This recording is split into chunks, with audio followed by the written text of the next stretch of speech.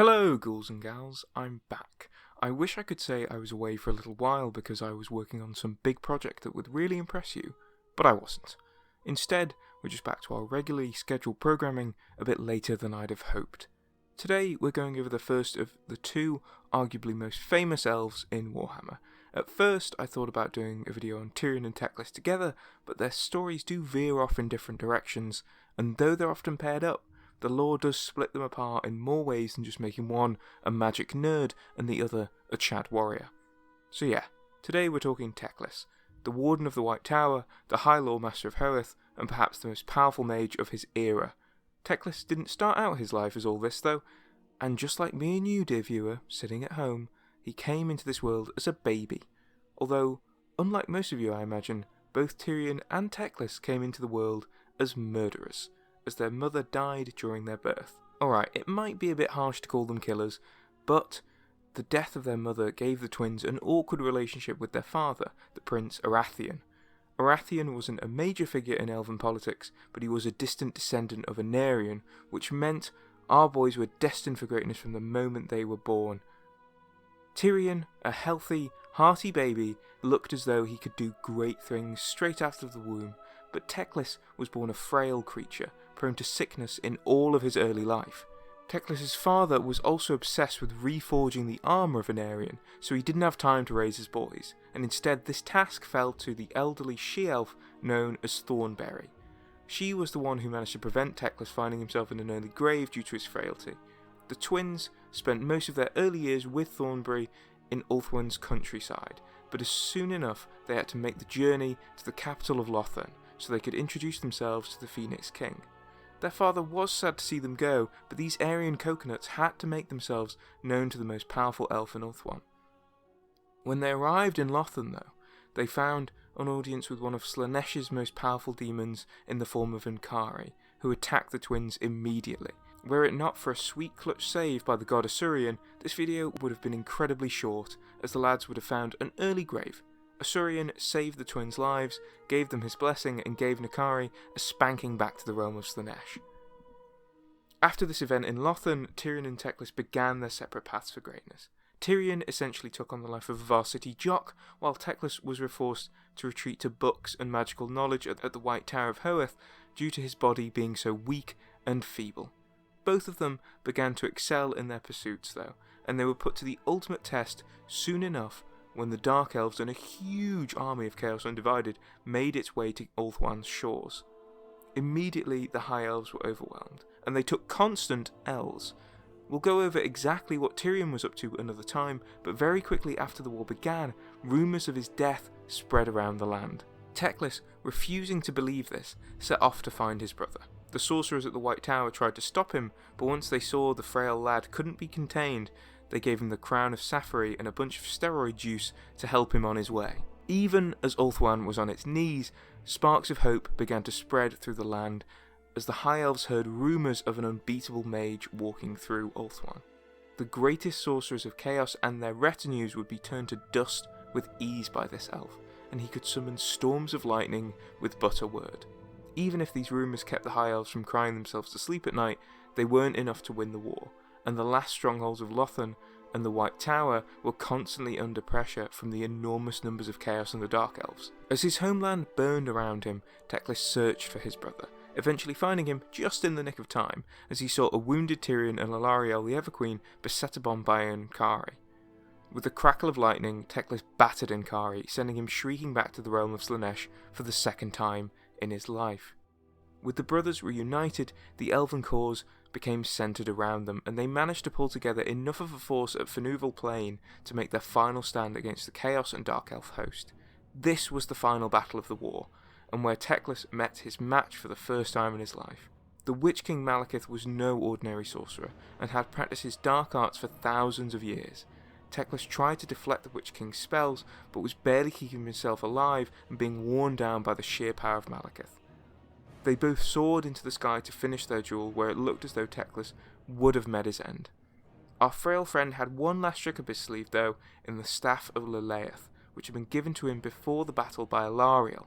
With the elven goddess feeding him energy, Teclis sent a bolt of titanic power at Malekith, which burned through his defences and set fire to him just as the flames of Asuryan had thousands of years ago. With his daddy issues and trauma flaring up once more, Malekith dipped into the realms of chaos to avoid being killed outright. With their leader gone and Teclis free to rain down spells on them, the Dark Elves fled, and from there, the war shifted. Even as the High Elves were beginning to win the war, soon again Teclis had to leave his brother as the Empire of the Old World came calling and asking for some wizards to help destroy their chaos invasion. Teclis set sail with 2 of his buddies and proved to be a great help to the Empire, not only through his own power, but through teaching the simple sorcerers of the Empire some real magic. Teclis even helped establish the colleges of magic once the war was won, teaching the first generation of students there and spending 20 years in the land of humans until it was time for him to return home. He may have stayed in the Empire for longer, were it not for the death of the High Lord Master of Hoeth, which led to him returning to the White Tower. This is where he spends the majority of his time in the lore, probing deeper into the secrets of the world and visiting faraway lands like Cathay and Lustria, even gaining knowledge from Lord Mazdamundi. Of course, Teclis doesn't just hide away and read books in the setting, and is often active whenever chaos or a Dark Elf army rears its ugly head. He is one of the most powerful mages in Warhammer Fantasy, and is said to be as strong as Kalador Dragon Tamer, more than a match for Malekith, and even comparable in his powers to Nagash. But, for the most part, his next major escapades occur towards the end of the Old World. He does get involved in the Storm of Chaos campaign, but apart from destroying Be'lakor's army with a single spell, he's mostly sidelined in that non-canon storyline. Where we pick up with Teclis then is at the End Times, the regrettably canon event in the lore. Following the kidnapping and death of Alariel and Tyrion's daughter by Manfred von Karstein, Teclis found his home once more beset upon by Ankari and his demon host. While Tyrion, beset by grief, fought the demons on the field, Teclis headed to the Moonspire Temple, where he essentially used the power of Lilith once more as a great battery and sent a cataclysmic amount of meteors at the demon host before he and his brother went after Ankari personally.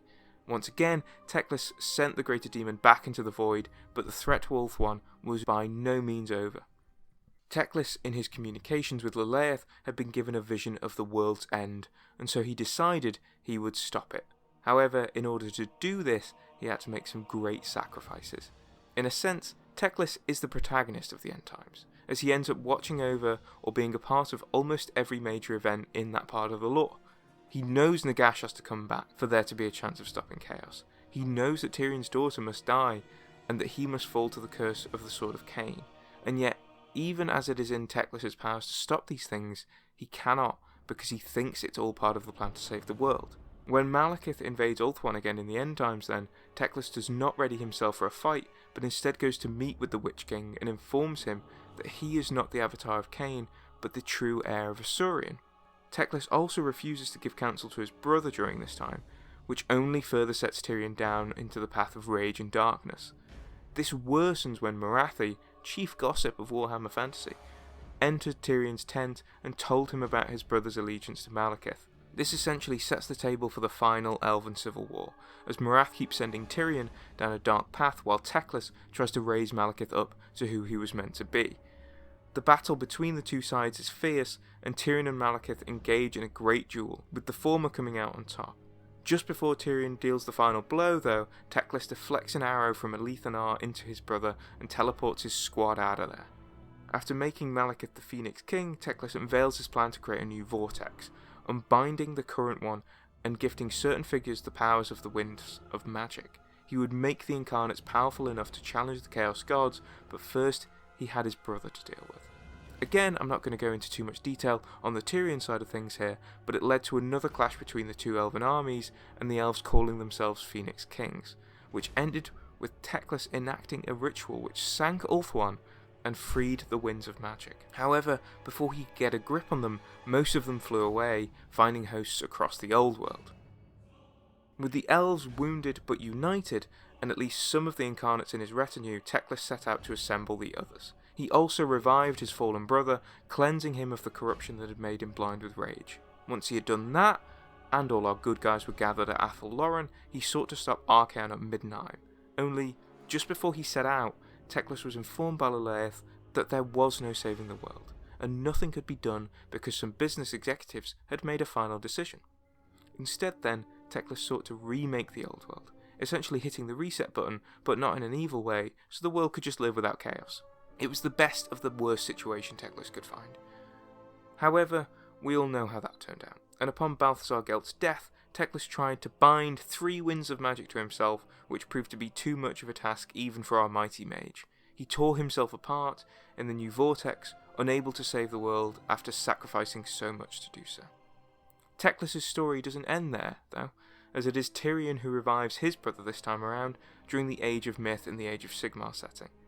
But I can already see this video is running a little long, and so I think we'll close our book on Teclis there for today. Teclis is initially a character I didn't care much for. He reminds me a bit of all those meme comics where a geek gets buff or gets money later in life and clowns on the people who bullied him.